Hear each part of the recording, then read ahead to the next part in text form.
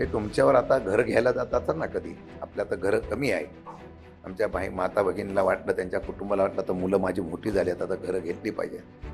अजून तुम्हाला सत्य सांगतो, पूर्वी ही घरं तुम्हाला ज्या किमतीत मिळत होती त्याची किंमत आता दुप्पट झालेली आहे. कारण माहिती आहे, GST.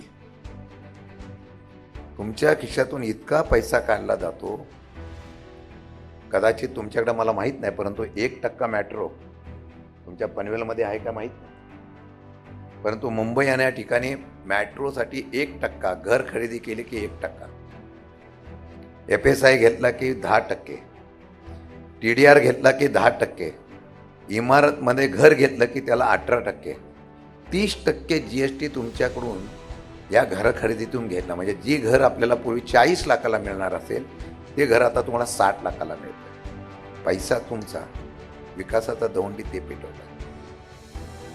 आणि तुम्ही इतके पैसे देताय की केंद्र सरकारला 1 लाखाच्या वरती GST मिळेल अशी अपेक्षा होती, 1.5 लाख कोटीची.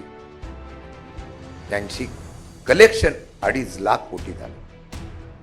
अपेक्षेपेक्षा फायदा हा धंदा फक्त त्या केंद्रामधले बसलेले दोघंच करू शकतात.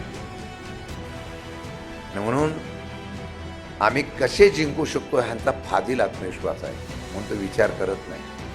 त्याचा उल्लेख केला